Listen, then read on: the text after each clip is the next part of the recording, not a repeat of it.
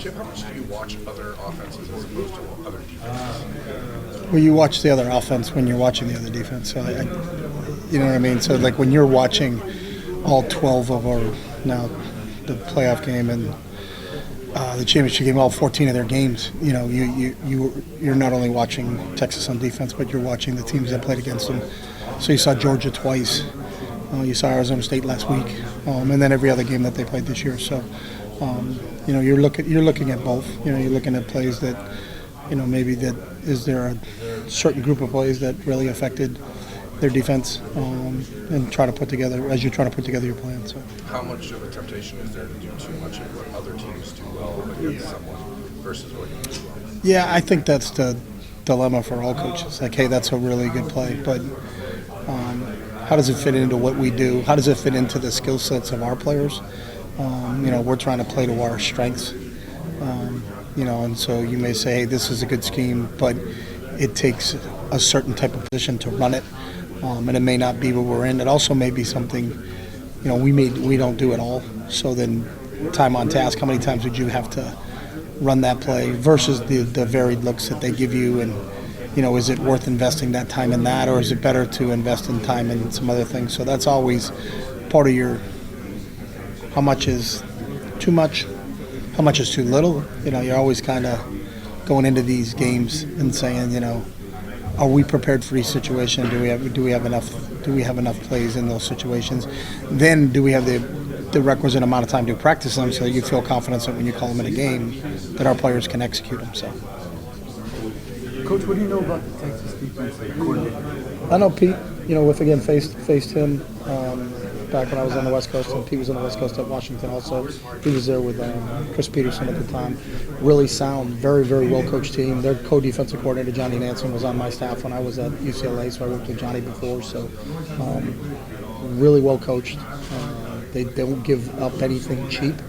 I think they're the number one red zone defense in the country, and that's for a reason. So and they played, you know, a big-time SEC schedule. So really, really well-coached team and a really good scheme.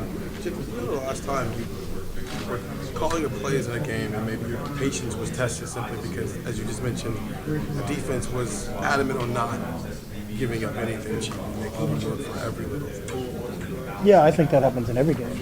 You know, so I don't think there's one in particular. I think every week, you know, offensively you want to try to score every drive you have, but there are some times that, you know, you go 3 and out and you're frustrated because, you know, you didn't execute on first down, so now you had a 2nd and long, and you didn't get half the distance on 2nd down, so now you got a long 3rd and long, and giving them an opportunity to get into the nickel or dime packages.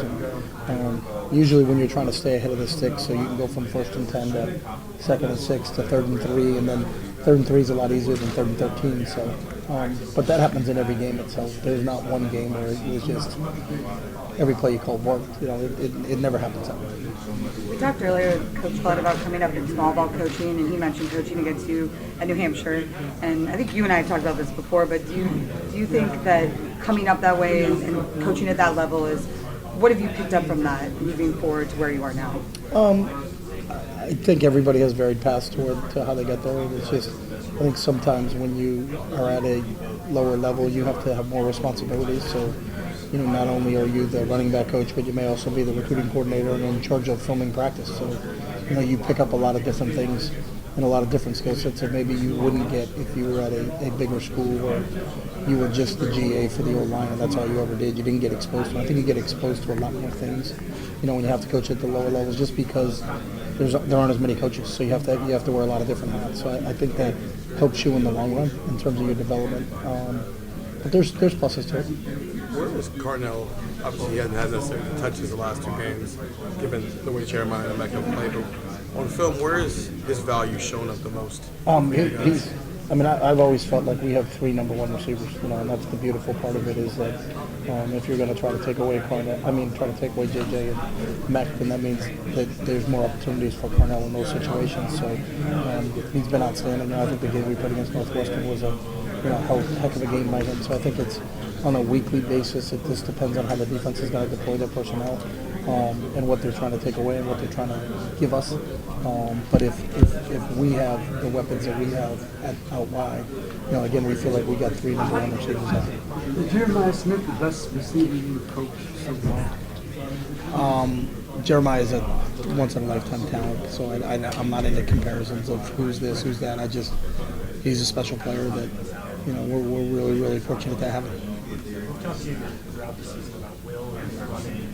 We haven't seen a ton of it, maybe a little bit more in these last games. How prepared do you feel like he is to do that if needed? Yeah, he's extremely prepared. I mean, Will's a tremendous athlete, so what we do is based upon what the defense gives us, and do you need to have him run? Are you into that? You look at winning the Penn State game. His legs were critical in that game, in the run game, down the stretch. So I think it just depends on how people are going to play you. But we have all the confidence in the world. If Will has to take it underneath his arm, he's going to do a good job with it. Yep. Coach, are you having fun this season? What's that? Are you having fun?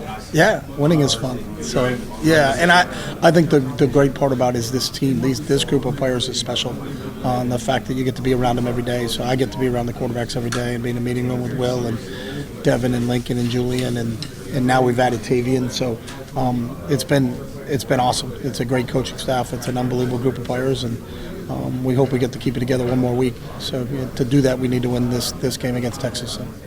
As a coach, how do you kind of work to keep that focus on this game? I know it's been the mindset every single game you guys have had, but you are 1 win away from the end goal, right? Or playing for the end goal. How do you keep that focus as a coach with your guys? I think it's simple. You just turn the tape on who you're playing. So I don't think you can discount anybody when you get to, when 12 teams made it, all 12 teams are legitimate contenders. And, you turned on the tape and you watched Tennessee and you were like, wow, that defensive line for Tennessee was impressive. So, that had our sole focus and attention that week and getting ready for them.